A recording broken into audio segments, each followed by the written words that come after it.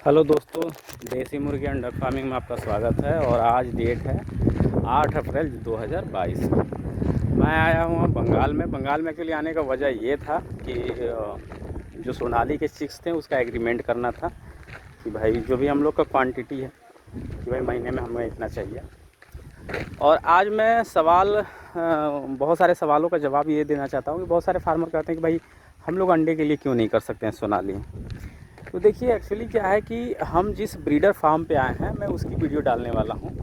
मैं अभी बंगाल के विष्णुपुर के आसपास में एक ब्रीडर फार्म है, वहाँ आया हूँ और कैमरा मैं घुमा रहा हूँ। तो यूपी, बिहार और झारखंड में क्या है ना कि इतने बड़े इन्वेस्टमेंट करके फार्म अभी तक मैंने देखे नहीं। कोई फार्म में इतना बड़ा इन्वेस्टमेंट करता है। देख सकते हैं आप फार्म, इसकी लंबाई चौड़ाई। एक्चुअली मेन गेट यहाँ है, ठीक है। पानी लगा हुआ है कि लोग पैर और धो के आएँ। और गेट अभी बंद है, नहीं तो मैं एड्रेस भी दिखा देता। और ऐसे मैं उसका एड्रेस थंबनेल पे डाल दूँगा।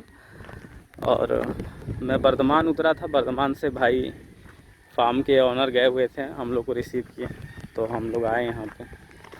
तो मैं ये कह रहा था ना कि जैसे बहुत सारे फार्मरों का ये रहता है कि भाई हम लोग देसी मतलब सोनाली का अंडा क्यों नहीं निकाल सकते। नहीं निकाल सकते भाई, क्योंकि उसका सारा सिस्टम होता है। इतना सिस्टम कोई फॉलो नहीं करता है।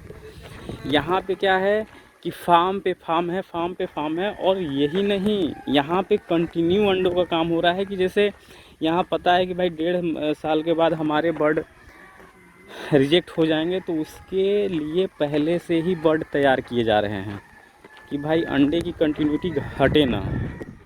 मैं आपको दिखा दूंगा। देखिए, एक ये फार्म है, मेरे ख्याल से 200 या 250 फीट लंबा होगा ये। इसमें पूरे यहाँ से वहाँ तक ब्रीडर फार्म ही है। उसके बाद इसमें इस वाले फार्म से अभी अंडे निकल रहे हैं, क्योंकि उसमें वो क्या कैरेट रखे हुए थे उनको अंडे देने के लिए। इस वाले भी फार्म में भी अंडे निकल रहे हैं। ये सामने आप जो देख रहे हो, देखिए अंडे कलेक्ट किए जा रहे हैं। आइए हम आप लोगों को दिखाते हैं। तो जो फार्मर कह रहता है कि भाई हम कहीं नहीं कर रहे, 1000-2000 सोनाली पाल के आप कितने अंडे निकाल लोगे।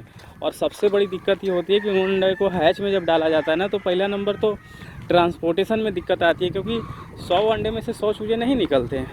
अब नहीं निकलते तो इसकी वजह से ये होती है कि भाई अब इतने कम चिक्स को ट्रांसपोर्टेशन के लिए जब किया जाता है तो कॉस्टिंग बढ़ जाती है, तो मार्केटिंग सही से हो नहीं पाती है। ये आप देख सकते हैं। देखिए भाई अंडे बटोर रहे हैं।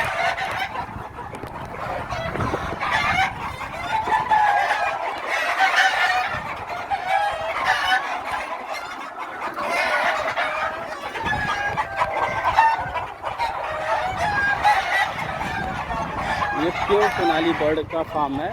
और बहुत सारे लोगों का ये भी डाउट रहता है, ये वीडियो हमको चैनल पे डालने का ये भी थोड़ा सा था कि भाई बहुत सारे लोगों का कहना है कि पता नहीं आप कहाँ से चूजे देते हो, कैसा ब्रीड होगा, हमको ओरिजिनल चाहिए, ये चाहिए, वो चाहिए।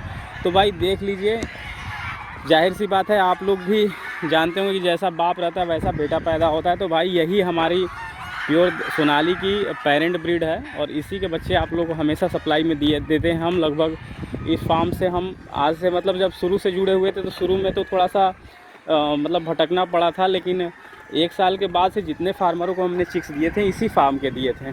देखिए अब क्या है कि वो 2 फार्म का अंडे निकल रहे हैं, लेकिन इन मुर्गियों को पहले से ही तैयार किया जा रहा है। ये मुर्गियाँ अभी छोटी हैं, ये 3 महीने की, इनको पहले से ही तैयार किया जा रहा है कि अगर वो रिजेक्टेड हो जाए 1.5 साल के बाद से, तब इनका शुरू हो जाए। तो क्या हो, उनका शायद उनका लास्ट मंथ चल रहा होगा, तो ये अभी तैयार की जा रही है। इसी तरीके से देखिए आगे भी बहुत सारे फार्म हैं।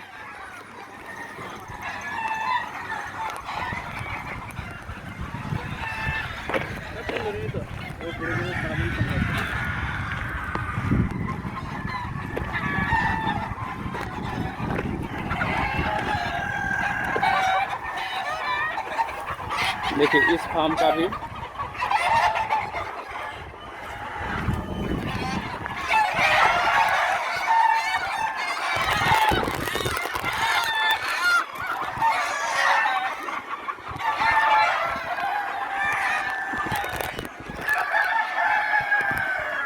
देखिए, इस फार्म में भी दाना पानी लग रहा है।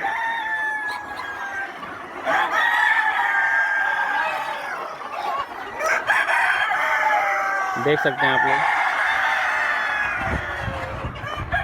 और एक चीज़ और मैं फार्मर को बता देता हूँ, देखिए यहाँ पे ना बर्ड को अल्टरनेट रखा गया है। देखिए कोई भी फार्म जो है, देखिए कोई भी फार्म एक दूसरे से पहले नंबर सटा नहीं है, सबकी एक दूसरे से दूरी 50 फीट की है।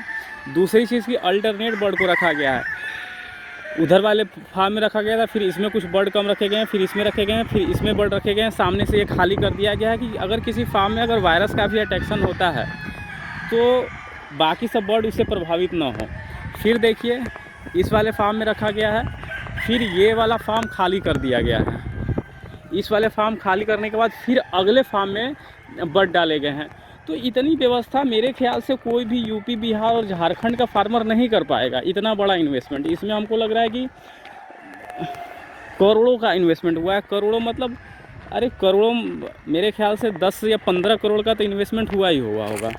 इसमें कोई शक ही नहीं है, क्योंकि ज़मीन है, उसके बाद बिल्डिंग कंस्ट्रक्शन है, उसके बाद बर्ड्स का खर्चा आप लोग समझते ही होंगे। जो मीट के लिए कर रहे हैं, एक दिन का खर्चा खिलाने कितना होता है, और इतने सारे बर्ड का आप समझ सकते हैं कि कितना खर्चा आता होगा। देखिए ये बर्ड, फिर ये वाला फार्म खाली है, फिर अगले वाले फार्म में बर्ड डाले गए हैं। तो दोस्तों ये सिस्टम होता है लेयर फार्मिंग का। अगर आप सिस्टम से नहीं करते हैं तो ना अंडे सही से निकल पाएंगे, ना उसके चिक्स निकल पाएंगे।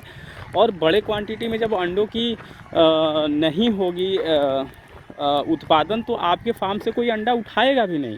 कैसे उठाएगा कोई अंडा? उठा ही नहीं सकता, क्योंकि उठाने में कॉस्टिंग आती है, और वो कॉस्टिंग अगर लगाते जाएगा तो उसके चिक्स के रेट इतने बढ़ जाएंगे कि वो बेच ही नहीं पाएगा बंदा। इसीलिए लेयर फार्मिंग भी होती है, जो वाइट वाले अंडों की जो लोग खाते हैं, टेबल एग जिसको कहा जाता है, वो भी आप देखते होंगे कि कॉस्टिंग को बचाने के लिए 5,000 मिनिमम या फिर 10,000 से किया जाता है कि भाई 5,000 या 10,000 या उससे ज़्यादा अंडे आएँ तो कॉस्टिंग ट्रांसपोर्टेशन की घटे, तो अंडों पे मार्जिन ज़्यादा है और कुछ प्रॉफिट बढ़िया हो। देखिए ये सब मुर्गियाँ भी छोटी हैं, ये 2.5 महीने की हैं, ये भी कुछ दिन में अंडे देने शुरू हो जाएंगी। तो उसी की तैयारी की जाती है एक तरीके से कि भाई बर्ड हमारे मतलब फार्म से अंडा रेगुलर निकले। ऐसा नहीं है कि भाई हाँ एक ठो लॉट पाल लिए, वो अंडा दे के ख़त्म हुई, उसके बाद किए, नहीं ऐसा नहीं होता है। एक लॉट उधर चल रहा है, उसके बाद ये 2 लॉट हमने देखा है छोटी मुर्गियों का, वो सामने वाली भी अभी छोटी मुर्गियां हैं, ठीक है, तो उनका भी जस्ट अंडा शुरू हुआ है, लेकिन वो भी अभी छोटी हैं। उसके बाद एक और उधर फार्म है। वीडियो तो एक्चुअली थोड़ी सी लंबी हो रही है, लेकिन मामला यही है कि बहुत सारे लोगों का ये कहना रहता है कि भाई हम देखिए इस फार्म से निकला हुआ ये अंडा आ रहा है, और बहुत सारे फार्मरों का ये रहता है कि भाई हम अंडे के लिए क्यों नहीं सकते। भाई अंडे के लिए आप लोग हो ही नहीं पाओगे। ये एक्चुअली बंगाली लोग ही कर पाते हैं, क्योंकि इनका थोड़ा सा मजबूत रहता है जिगरा। अब इतने बड़े फार्म पे अगर कोई प्रॉब्लम होती है तो बहुत बड़ा मतलब एक तरह से झटका लगता है, जो यूपी बिहार में मतलब अभी मेरे ख्याल से पॉसिबल नहीं है। देखिए एक तो वो भी फार्म है, ठीक है, बाकी बाउंड्री आगे से है, देख सकते हैं आप। तो ले दे के मामला ये है कि दोस्तों इतने सारे फार्म आपने देखा, मेरे ख्याल से 1 2 3 4 5 6 7 8 9 10 11 फार्म हैं, 12, और सब में लगभग हमको लग रहा है कि 10,000 क्वांटिटी की फार्मिंग हो रही होगी।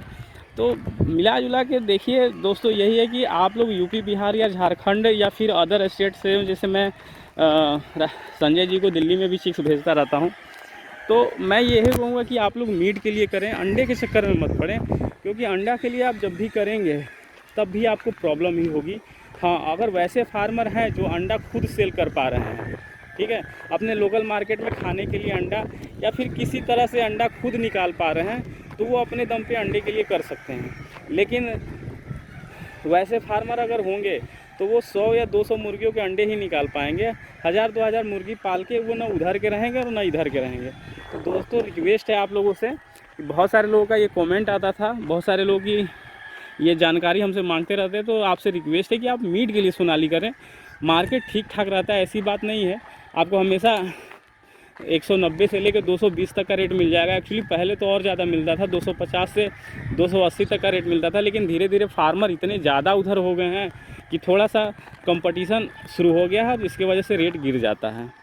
अभी का मार्केट में, यूपी बिहार के मार्केट में तो माल ही नहीं है। अगर इस टाइप का ओवर साइज माल रहेगा तो समझिए कि 240 में आपको देने के मतलब कोई मना नहीं करेगा। तो टाइम की बात है, उससे घबराए नहीं, मार्केट की बात है। आगे पीछे चीज़ें होती रहती हैं, ठीक है। और फार्मिंग से जुड़ें और बढ़िया प्रॉफिट भी कमाएं। देखिए यहाँ का मौसम तो काफ़ी खुशनुमा है, टेम्परेचर भी हमको लग रहा है कि 26 के आसपास होगा, 26 या 27, इससे ज़्यादा नहीं, क्योंकि मौसम एकदम ठंडा है। और कुछ देर में हम तो निकल जाएंगे, साथ में अमित भी आए हुए हैं, तो हम लोग निकल जाएंगे बर्धमान के लिए। शाम की हमारी ट्रेन है विभूति एक्सप्रेस।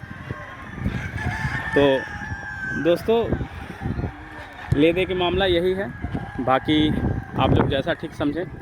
और वीडियो में मेरा नंबर भी है, अगर कोई भी कन्फ्यूजन हो या फिर क्वेश्चन हो तो आप हमें कॉल भी कर सकते हैं, मैसेज कर सकते हैं। सेम नंबर व्हाट्सएप भी है, और